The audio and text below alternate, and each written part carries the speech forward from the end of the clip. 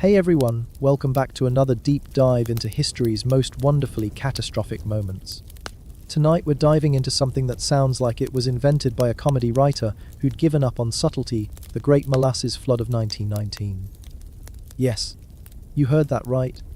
We're talking about the day Boston was literally attacked by breakfast syrup moving at highway speeds.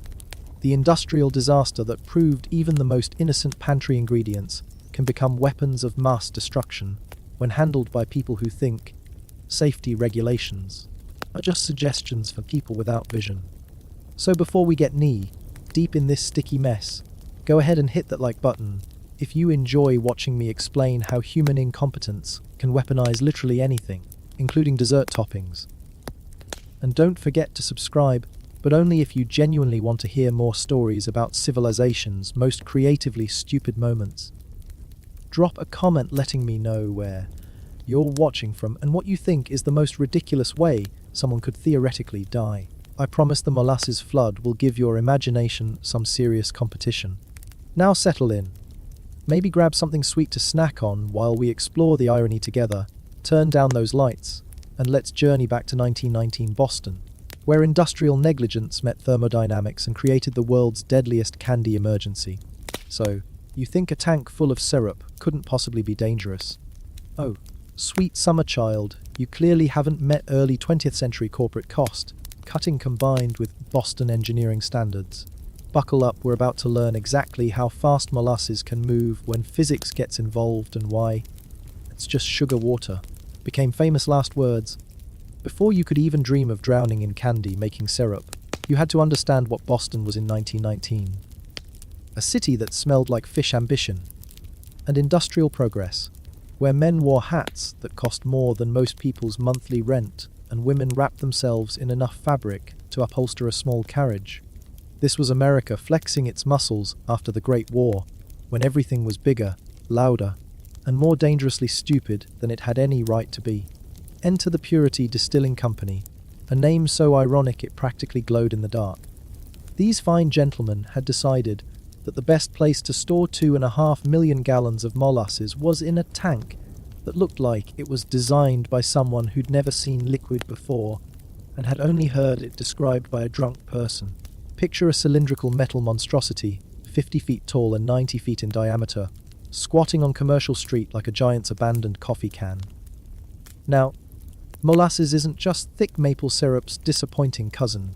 This was industrial, grade sticky death, imported from the Caribbean to be turned into ethanol for munitions, because apparently in 1919, the best way to make explosives was to start with something that already moved slower than continental drift and had the consistency of liquid concrete. The irony wasn't lost on anyone except, apparently, the engineers. The tank itself was a masterpiece of good enough engineering, built in 1915 by people who clearly believed that if you can't see through the walls, they must be thick enough. The construction process went something like this. Throw up some steel plates, rivet them together with the enthusiasm of someone late for lunch, paint it brown to hide the rust, and call it a day. Quality control consisted of one guy saying, "Yep, that looks like a tank," and everyone else nodding because they had other tanks to not properly inspect. Arthur Gell, the company's treasurer, was the kind of man who looked at a leaking tank full of explosive syrup and thought, well, that's next quarter's problem. When residents complained about the groaning, creaking sounds emanating from their neighborhood death trap, Gell's response was to paint it brown again. Because apparently, in the logic of 1919 business management, if you can't see the problem, it doesn't exist. The warning signs were about as subtle as a circus parade. The tank leaked constantly, creating a sticky brown river that neighborhood kids would collect in cups and lick like the world's most dangerous popsicles. Local mothers, displaying the kind of intuition that keeps the human race alive, forbade their children from playing near the sweet, smelling disaster waiting to happen. But kids being kids, they ignored this advice with the same enthusiasm they brought to ignoring vegetables and bedtime. Workers reported hearing the tank, singing, groaning and creaking like a giant metal whale in distress. The rivets were popping out so regularly that finding them on the street became a neighborhood scavenger hunt. The tank wasn't just showing stress, it was practically writing its last will and testament in structural failure. But here's the thing about industrial disasters: they don't happen on convenient schedules. They don't wait for lunch breaks or weekend maintenance windows. They happen on warm January days when everyone's feeling optimistic about the weather and thinking maybe this winter won't be so bad after all. January 15th, 1919 was one of those days when Boston decided to pretend it was somewhere warmer. The temperature had shot up to around 40 degrees Fahrenheit, which for January in Boston was practically tropical. People were walking around without their heaviest coats. Children were playing outside without immediately turning blue. And everyone was in the kind of good mood that comes with unexpected mild weather. The Molasses, however, was not in a good mood. See, molasses has some interesting properties that the fine folks at Purity Distilling either didn't know or chose to ignore. When it gets warm, it doesn't just become runnier, it expands. And when you have 2.5 million gallons of the stuff expanding inside a tank that was already straining under normal conditions, you've got what engineers call a problem, and what everyone else calls run for your fucking lives. The tank had been filled recently with a fresh shipment from Puerto Rico, molasses so thick you could practically walk on it in cold weather. But as the temperature rose, that solid mass began to shift, expand, and press against walls that were already crying for help. The pressure inside was building like a massive, sugary bomb. At approximately 12:30 p.m., the tank decided it had had enough.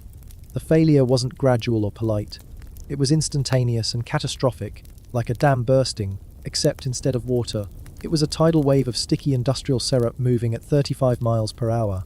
Imagine, if you will, the sound of the world's largest can opener attacking the world's largest can, followed immediately by the roar of liquid thunder. The tank didn't just break, it exploded outward, sending steel plates flying like deadly frisbees and releasing a wall of molasses 15 feet high and moving faster than most people could run. The wave hit Commercial Street first, where workers were enjoying their lunch break in what they thought was a safe distance from any industrial disasters.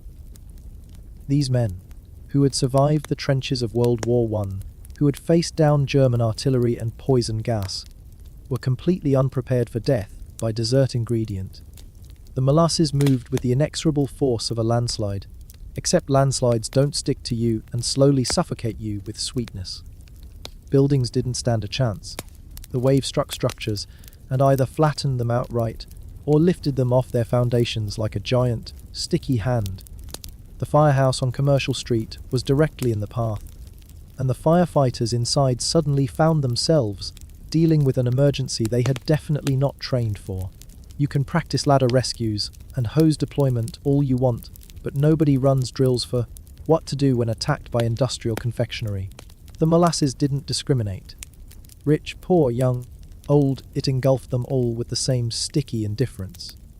People caught in the initial wave found themselves trapped not just by the depth, but by the viscosity. This wasn't water you could swim through or wade out of. This was like being caught in liquid cement that tasted like cookies. Some victims were thrown against buildings by the force of the wave, only to be slowly covered and suffocated by the following flow. Others were knocked down and found themselves unable to get up as the molasses poured over them, filling their mouths, noses, and lungs with thick sweetness. It was death by candy, and there was nothing sweet about it. The horses suffered terribly. These animals, who had served faithfully hauling wagons and streetcars, found themselves trapped in rising molasses that they couldn't understand or escape. They thrashed and neighed in panic as the sticky substance rose around them, their struggles only making their situation worse. Many had to be shot by police officers who couldn't bear to watch them slowly suffocate. Rescue efforts began immediately, but they were hampered by the unique properties of the disaster.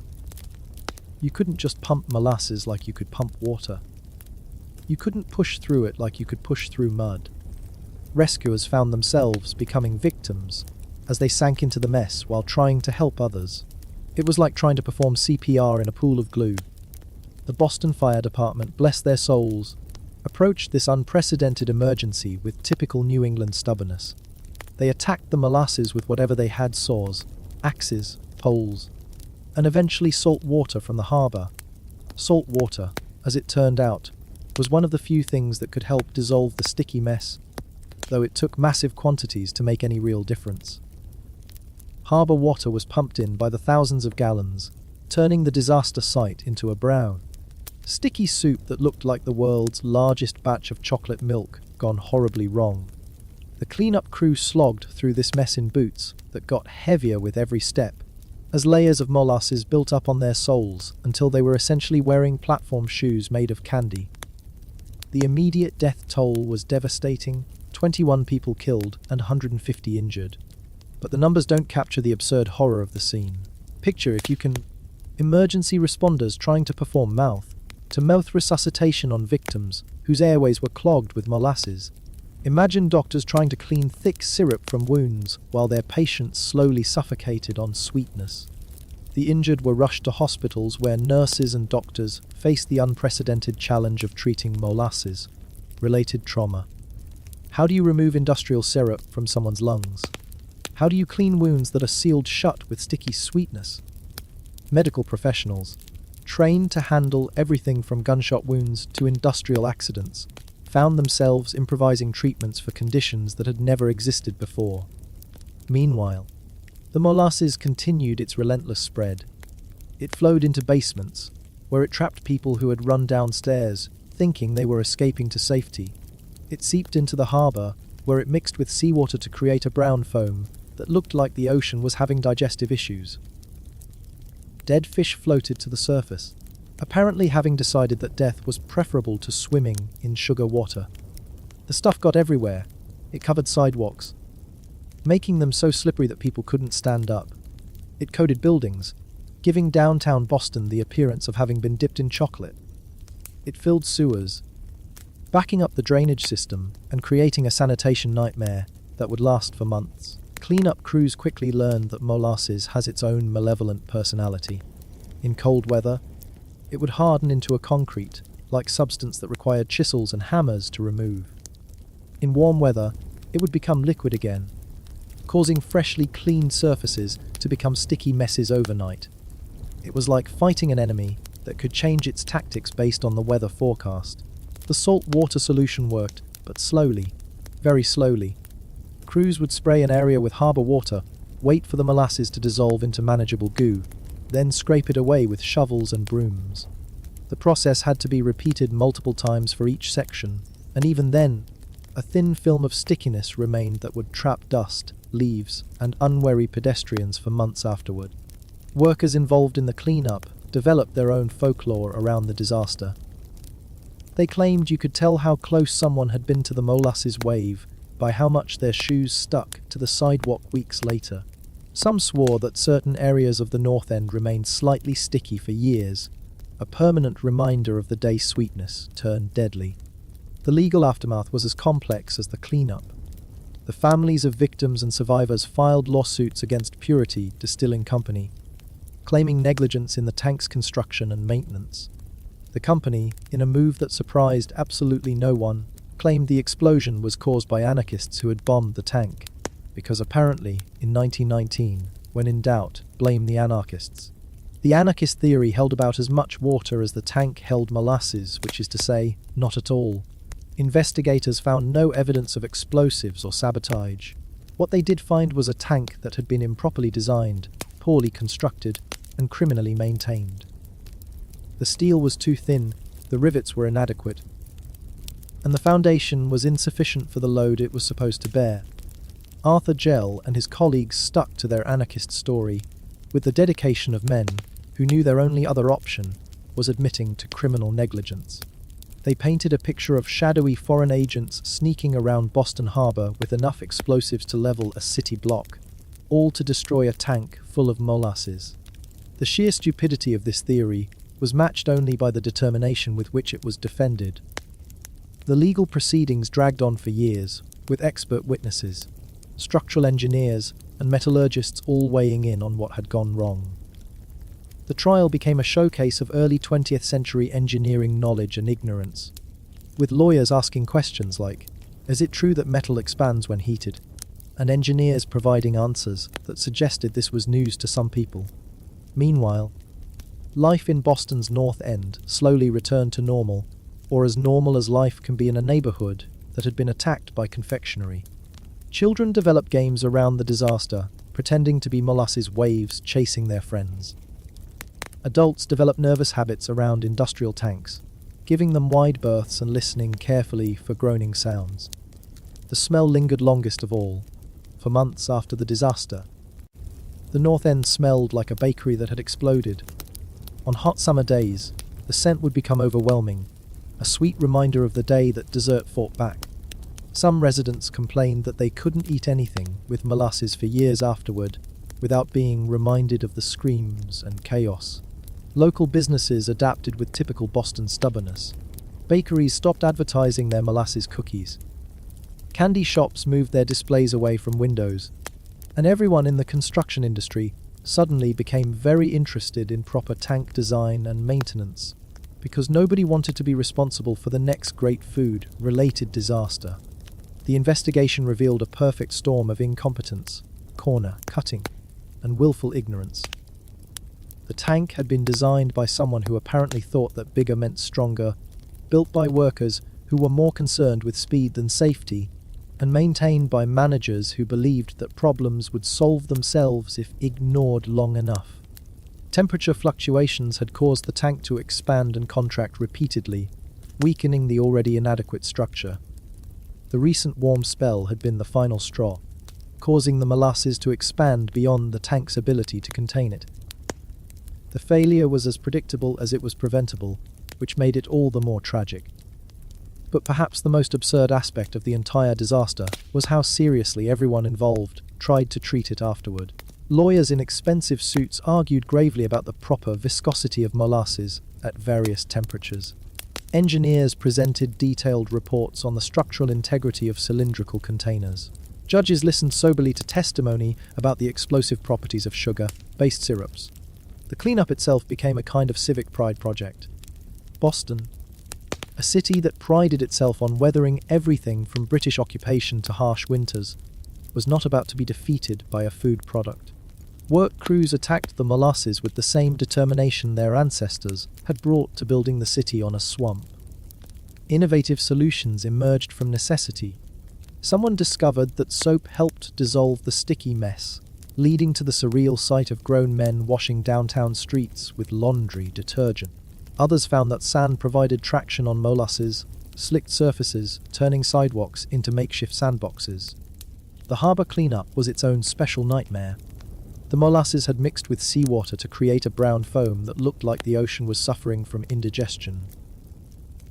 Dead fish bobbed in the sweet-smelling mess, and harbour workers had to skim the surface with nets like they were cleaning the world's largest toilet bowl. Ships entering Boston Harbor reported the smell miles out to sea. Sailors, men accustomed to the normal odors of Port City's fish, smoke, and unwashed humanity, were unprepared for the sweet, cloying scent of industrial molasses mixed with salt water and rotting marine life. Some vessels diverted to other ports rather than deal with the sticky residue that would coat their hulls. The economic impact rippled through the city. Businesses in the affected area were closed for weeks while cleanup crews worked to make them accessible again. Workers lost wages. Property owners faced massive cleanup costs, and the city itself had to bear the expense of restoring public infrastructure. Insurance companies, faced with claims for molasses-related damage, discovered that their policies were woefully inadequate for disasters involving food products. How do you calculate the cost of removing industrial syrup from a 3-story building? What's the depreciation rate on a horse that's been dunked in molasses? These questions had never come up before, and the answers were as sticky as the disaster itself. The Purity Distilling Company, meanwhile, was learning that public relations in the early 20th century were less forgiving than modern corporate communications. There were no crisis management consultants, no PR firms specializing in industrial food disasters. Company officials had to face angry crowds and hostile reporters without the benefit of focus groups or damage control strategies.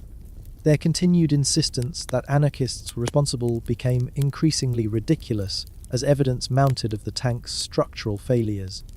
Witnesses testified about the constant leaking, the groaning sounds, and the visible bulging of the tank walls. Expert testimony revealed that the steel used was far too thin for the load it was supposed to bear, and that proper engineering would have prevented the disaster entirely.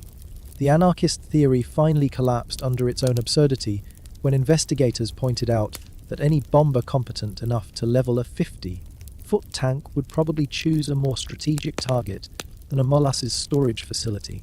Why attack Boston's candy supply when you could go after government buildings, military installations, or corporate headquarters? But the damage to the company's reputation was already complete. Purity Distilling Company became synonymous with corporate negligence and criminal irresponsibility. The name Purity became a punchline in Boston, used to describe anything that was obviously impure, dangerous, or poorly managed. The trial itself became a spectacle. Crowds gathered outside the courthouse to hear the latest testimony about tank construction and molasses viscosity. Newspapers ran detailed accounts of engineering failures and corporate cover-ups. The disaster that had started as an absurd tragedy became a symbol of everything wrong with unregulated industrial capitalism. Expert witnesses explained to fascinated juries exactly how molasses behaves under different temperature conditions, how steel reacts to repeated stress, and how proper engineering could have prevented the entire disaster. These explanations, delivered in the formal language of scientific testimony, somehow made the whole situation even more surreal. Picture, if you will, a distinguished professor of metallurgy explaining to a judge why a tank full of syrup exploded. Imagine structural engineers drawing diagrams to show how proper riveting could have prevented death by dessert ingredient. These were serious men discussing a fundamentally ridiculous disaster with the gravity it deserved, and the contrast was both heartbreaking and hilarious. The verdict, when it finally came, was as satisfying as justice could be in a situation so absurd. Purity Distilling Company was found liable for the disaster, forced to pay damages to victims and their families, and effectively destroyed as a business entity. The anarchist theory was dismissed as nonsense, and the real causes, negligence, corner cutting, and criminal disregard for public safety, were officially recognized. But the legal victory couldn't undo the fundamental absurdity of what had happened. 21 people had died because someone built a tank that couldn't hold molasses. Families had been destroyed because corporate executives thought proper engineering was too expensive. A neighborhood had been devastated because industrial safety was treated as an optional luxury. The cleanup continued for months after the trial ended. Workers developed specialized techniques for removing molasses from different surfaces. Brick and stone could be power washed, though it took multiple attempts. Wood had to be sanded or simply replaced if the molasses had soaked too deeply. Metal surfaces could be cleaned with soap and hot water, but required patience and persistence. The most challenging cleanup was in basements and cellars, where molasses had pooled and hardened into concrete, like masses. These spaces had to be excavated like archaeological sites, with workers carefully chipping away layers of hardened syrup, while trying not to damage the underlying structures. Some buildings were simply declared total losses. The molasses had soaked so deeply into their wooden frameworks that removal was impossible. These structures were demolished, their molasses-soaked timber hauled away to be burned in special furnaces designed to handle the sweet, sticky fuel. The psychological impact on survivors was perhaps the most difficult aspect to address. People who had lived through the disaster reported nightmares about drowning in sweetness, panic attacks triggered by the smell of baking, and a permanent aversion to anything involving molasses. Children who had witnessed the disaster grew up with unusual phobias, including fear of large containers and anxiety around industrial buildings. Medical professionals noted an increase in what would now be recognized as PTSD symptoms among survivors and rescue workers. But in 1919, there was little understanding of psychological trauma, and victims were expected to simply get over their experiences and move on with their lives. Some never did. There are accounts of survivors who moved away from Boston entirely, unable to cope with the memories triggered by familiar neighborhoods and familiar smells. Others stayed but lived with permanent anxiety about industrial accidents, checking and double-checking any large structure they encountered. The disaster also changed Boston's relationship with industrial development. The city implemented stricter building codes and inspection requirements for large storage tanks. The tragedy that had started as a comedy of errors became the foundation for serious industrial safety regulations. Engineers studying the disaster developed new understanding of how materials behave under stress and how temperature changes affect structural integrity. The Molasses flood, absurd as it was, contributed to advances in materials science and structural engineering that would prevent similar disasters in the future. But perhaps the most lasting legacy was cultural. The Great Molasses Flood became part of Boston folklore, a story passed down through generations as both cautionary tale and dark comedy. It represented everything that could go wrong when corporate greed met engineering incompetence. But it did so in such an inherently ridiculous way that it was impossible to discuss without at least acknowledging the absurdity. The phrase, "slower than molasses in January," took on new meaning in Boston, where people had seen exactly how fast molasses could move under the right circumstances. The disaster proved that even the most harmless, seeming substances could become deadly weapons when handled with sufficient incompetence. Years later, urban legends claimed that the North End still smelled faintly sweet on hot summer days, that molasses occasionally seeped up through cracks in sidewalks, and that some basements still contained pockets of hardened syrup waiting to be discovered. These stories were probably false, but they kept alive the memory of the day that Boston was attacked by its own industrial appetite. The site of the disaster eventually became a public park, a green space where families could picnic without fear of industrial accidents involving breakfast condiments. A small plaque commemorated the victims, but it was understated, as if the city was still slightly embarrassed by the whole affair. Children playing in the park had no idea that they were running around on ground that had once been covered by 15 feet of molasses moving at highway speeds. The grass grew green and normal, showing no signs of the sweet disaster that had once turned this peaceful spot into a scene from a confectioner's nightmare.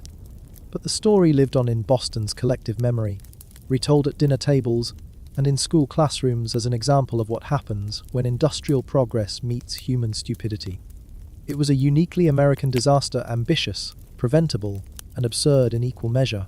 The Great Molasses Flood of 1919 stands as perhaps the ridiculous industrial disaster in American history, a perfect storm of corporate negligence, engineering incompetence, and sheer bad luck that resulted in death by desert ingredient. It was proof that even in a universe full of war, disease, and natural disasters, human stupidity could still find new and creative ways to endanger lives. And in the end, perhaps that's the most fitting memorial to the 21 people who died that day, the knowledge that their deaths, as absurd as the circumstances were, led to real changes in industrial safety and corporate accountability. They died because someone was too cheap to build a proper tank, but their deaths ensured that future tanks would be built correctly. The molasses eventually washed away, the buildings were cleaned or demolished, and life in Boston returned to normal. But the memory of that warm January day when sweetness turned deadly remained, a sticky reminder that in the industrial age, even the most innocent products could become instruments of destruction when placed in the hands of people who cared more about profits than public safety. The individual stories of survivors painted a picture of human resilience in the face of the most ridiculous adversity imaginable. Take Giuseppe Tosca, a teamster who was watering his horses when the wave hit. He managed to cut his animals free from their harnesses just before being swept away himself, spending 20 minutes fighting through molasses that was slowly hardening around him like sweet concrete. He survived by grabbing onto a piece of debris and using it as a makeshift paddle, swimming through syrup with the determination of a man who refused to die in such an embarrassing manner. Or consider Bridget Clarty, who was in her kitchen making lunch when she heard the roar of the exploding tank. She had exactly enough time to think, "That doesn't sound good," before her entire house was lifted off its foundation and carried 50 yards down the street on a wave of molasses. She rowed her kitchen like a ship's captain, standing in what remained of her doorway and shouting directions to her floating furniture. When rescuers found her 3 hours later, she was still standing there, covered head to toe in brown syrup, but maintaining the dignity that comes with surviving the impossible. The heroism displayed during the disaster was as remarkable as it was sticky. Firefighter George Lay dove repeatedly into the molasses to pull out victims, each rescue mission making him look more like a chocolate-covered statue and less like a human being. After his fifth rescue, his colleagues had to physically restrain him from going back in because he was so covered in hardening molasses that he could barely move his arms. Boston police officers, men trained to handle drunk sailors and political riots, found themselves completely unprepared for crowd control during a confectionery emergency. How do you establish a perimeter around a disaster that's still spreading? How do you direct traffic when the streets themselves are flowing away? Officer Frank McManus reportedly stood at the intersection of Commercial and Foster Streets, covered in molasses up to his knees, directing pedestrians with hand signals while looking like he'd been dipped in chocolate. The aftermath revealed the true scope of Boston's sticky catastrophe. Every hospital in the city was treating molasses-related injuries, from suffocation to crushing trauma to simple cases of people who were glued to various surfaces and needed professional extraction. Doctors developed improvised treatments on the spot, discovering that warm water and patience were the only reliable methods for removing industrial syrup from human hair, clothing, and various body cavities. Nurses reported that the pediatric ward smelled like a candy factory for weeks, as children who had been caught in the disaster were slowly cleaned of molasses that had worked its way into every possible hiding place. These kids, traumatized by their sweet, scented near-death experience, would later tell stories of nightmares where they were chased by giant gingerbread men and attacked by hostile birthday cakes. The economic ripple effects extended far beyond the immediate cleanup costs. The Boston Harbor Authority had to dredge thousands of tons of molasses, contaminated sediment from the waterfront, a process that took 6 months and created the unusual spectacle of harbor workers operating heavy machinery while covered in what looked like chocolate sauce. Local businesses discovered that molasses damage was not covered under standard insurance policies, leading to a wave of lawsuits that kept Boston's legal community busy for years. How do you assess the depreciation value of a molasses-soaked warehouse? What's the replacement cost for a horse that's been effectively candied? These questions had never been asked before, and the answers were being made up as lawyers went along. The shipping industry faced its own unique challenges. Vessels that had been in Boston Harbor during the disaster found themselves coated with a sticky brown residue that conventional cleaning couldn't remove. Ship owners had to develop new techniques for removing molasses from hull surfaces, leading to the creation of specialized maritime cleaning services that advertised their expertise in confectionery-related marine maintenance. Meanwhile, the investigation into Purity Distilling Company's negligence revealed levels of corporate irresponsibility that were shocking even by 1919 standards.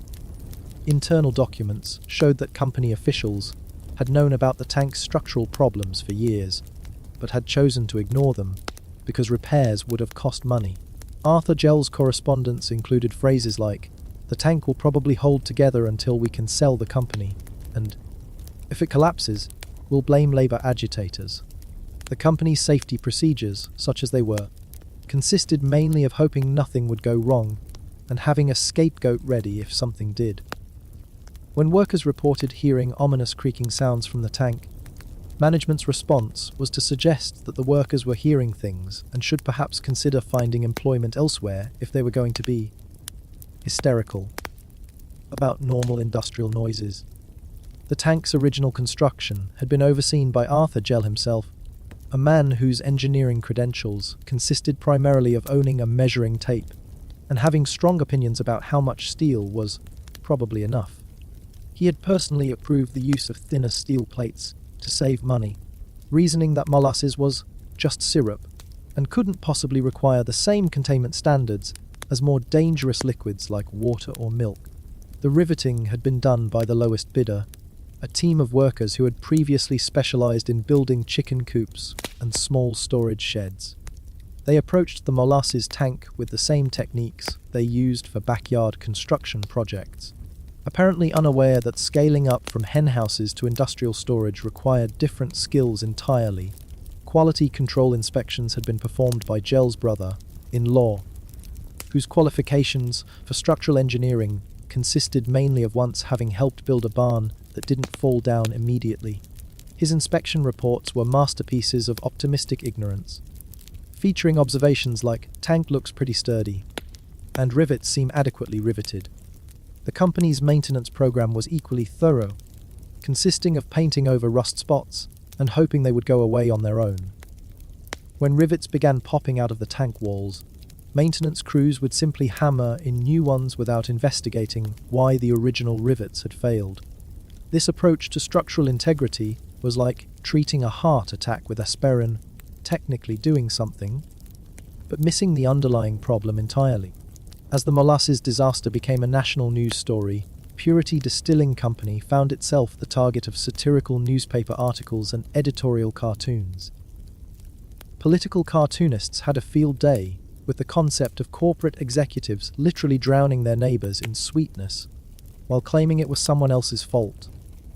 The company became a symbol of everything wrong with unregulated capitalism, proof that given enough freedom, businesses would find ways to weaponize breakfast condiments. The cleanup crews, meanwhile, were developing an entire folklore around their sticky struggle against industrial syrup. They discovered that molasses had different personalities depending on the weather. On cold days, it would harden into a substance that required pickaxes and dynamite to remove. On warm days, it would become liquid again, flowing into areas that had been cleaned the day before and forcing crews to start over. Workers learned to predict the weather by observing the molasses. If it started becoming softer and more pliable, they knew the temperature was rising and they had better finish their current section before it turned liquid again. If it began hardening, they knew they had a limited window to scrape it away before it became concrete, hard. The saltwater solution, while effective, created its own problems. The mixture of molasses, salt water, and Boston Harbor's normal complement of fish, garbage, and industrial runoff created a brown foam that looked like something that belonged in a witch's cauldron rather than a major American waterway. Harbor workers reported that the foam would occasionally bubble and emit strange sounds, as if the ocean itself was suffering from indigestion. The smell was perhaps the most persistent aspect of the disaster. Long after the visible molasses had been cleaned away, the north end continued to emit a sweet, cloying odor that became stronger on hot days. Residents learned to predict the weather by how strongly their neighborhood smelled like a bakery that had exploded. Real estate values in the area plummeted, because apparently nobody wanted to live in a place that permanently smelled like someone had spilled breakfast on it. Local businesses adapted to their new aromatic environment in various ways. Restaurants stopped serving desserts, reasoning that customers didn't want to be reminded of the disaster while eating. Bakeries relocated to other neighborhoods, finding that the smell of molasses in the air made their products seem less appetizing.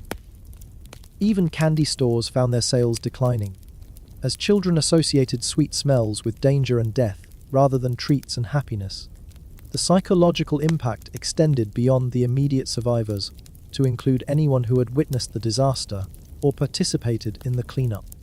Rescue workers reported recurring nightmares about drowning in sweetness, panic attacks triggered by the smell of baking cookies, and a general aversion to anything brown and sticky. Some developed what doctors would now recognize as PTSD symptoms, but in 1919 these were dismissed as nervous conditions that would resolve themselves with time and willpower. Children who had lived through the molasses flood grew up with unusual phobias and behavioral quirks. Some refused to eat anything sweet, associating desserts with death and destruction. Others became obsessively cautious around any kind of container, checking and rechecking that lids were secure and contents were properly contained. These kids would spend their adult lives being unnecessarily paranoid about storage tanks, industrial facilities, and large containers of any kind. The disaster also created a generation of Boston residents who were experts in the physics and chemistry of molasses. These people could tell you exactly how the viscosity of industrial syrup changed with temperature, how different grades of molasses behaved under pressure, and what kinds of surfaces were most difficult to clean after being coated with the stuff.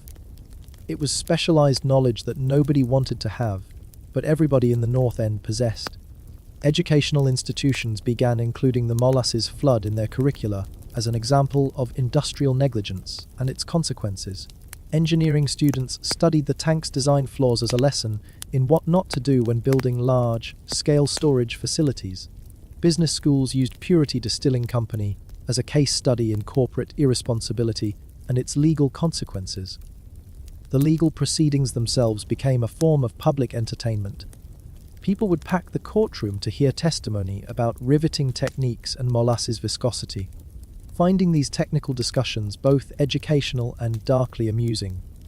The trial transcripts read like a bizarre combination of engineering textbook and tragic comedy, with serious professionals discussing fundamentally ridiculous circumstances with appropriate gravity. Expert witnesses became minor celebrities in Boston, known for their specialized knowledge of industrial syrup behavior.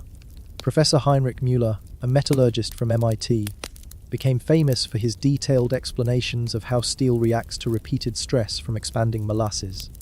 His testimony, delivered in a thick German accent, included the memorable phrase, "Z molasses, it does not forgive Z poor engineering," which became a local catchphrase. The defense's anarchist theory became increasingly desperate as evidence mounted of the company's negligence. Lawyers for Purity Distilling Company brought in experts who claimed that only explosives could have caused such extensive damage, ignoring the testimony of actual explosives experts who pointed out that bombs don't leave behind millions of gallons of molasses. The anarchist narrative required believing that foreign agents had somehow infiltrated Boston Harbor with enough explosives to level a city block, then chosen to use these weapons to destroy a tank full of syrup rather than targeting government buildings, military facilities, or corporate headquarters. The sheer stupidity of this supposed strategy was lost on company officials who were desperate to avoid responsibility for their own negligence. As the trial progressed, it became clear that Purity Distilling Company's executives had known exactly how dangerous their tank was and had simply chosen to gamble with other people's lives rather than spend money on proper construction and maintenance. Internal memos revealed a pattern of cost, cutting and corner cutting that amounted to criminal negligence disguised as business efficiency. The company's final desperate strategy was to claim that the disaster was an act of God, apparently arguing that divine intervention had caused their improperly built tank to fail at the exact moment when weather conditions made the failure most catastrophic. This theological defense was about as successful as their anarchist theory, requiring belief in a deity who had nothing better to do than orchestrate industrial accidents involving breakfast ingredients. When the verdict finally came down, it was as comprehensive and devastating as the molasses wave itself.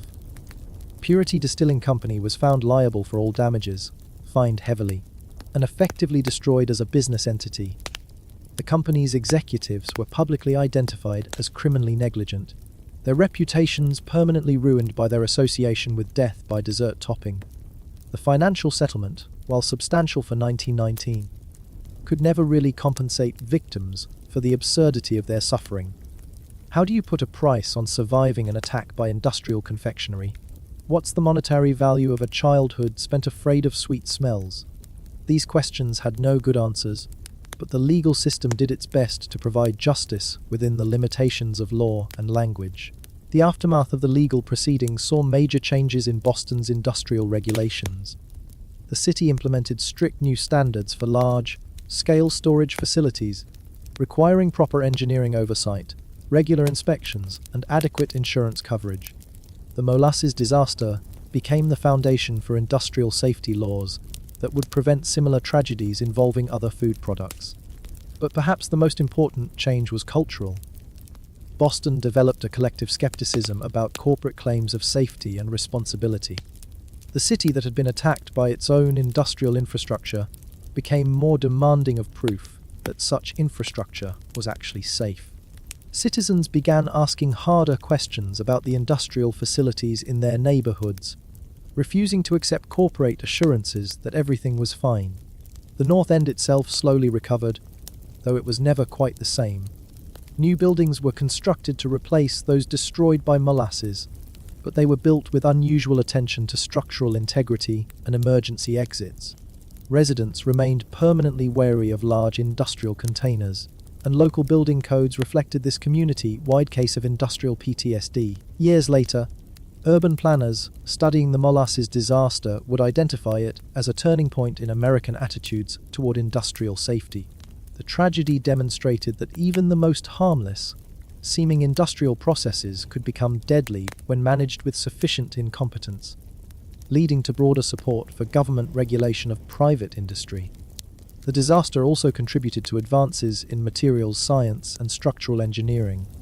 Researchers studying the tank's failure developed better understanding of how materials behave under stress and how temperature changes affect structural integrity.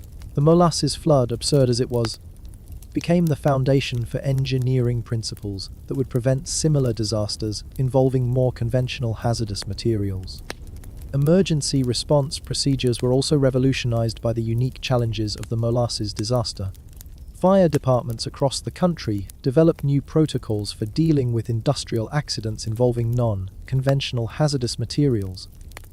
The Boston Fire Department's experience cleaning up industrial syrup became a model for handling disasters that didn't fit traditional emergency response categories. Medical professionals, meanwhile, incorporated lessons learned from treating molasses-related injuries into their training programs. Doctors and nurses developed new techniques for removing various industrial substances from human bodies, knowledge that would prove valuable in future chemical spills and industrial accidents involving less appetizing materials. The insurance industry underwent its own revolution in response to the Molasses disaster. Companies began writing policies that specifically addressed industrial food products, recognizing that even substances generally regarded as harmless could cause extensive damage under the right circumstances. The concept of food-related industrial hazards entered the vocabulary of risk assessment professionals.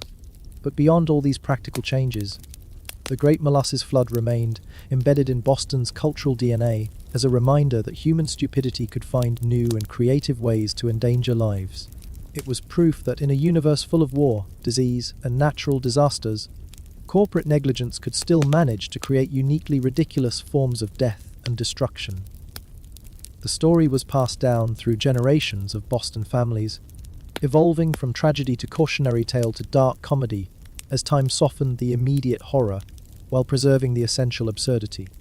Parents would tell their children about the day that Boston was attacked by breakfast syrup, using the story to teach lessons about corporate responsibility, industrial safety, and the importance of proper engineering. And so the Great Molasses Flood of 1919 became more than just an industrial accident.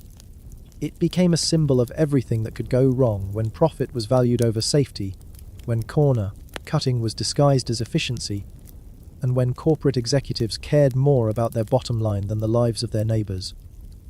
It was uniquely American tragedy, ambitious, preventable, and absurd in equal measure, that proved even molasses could become a weapon when placed in the hands of people who were too cheap to handle it properly.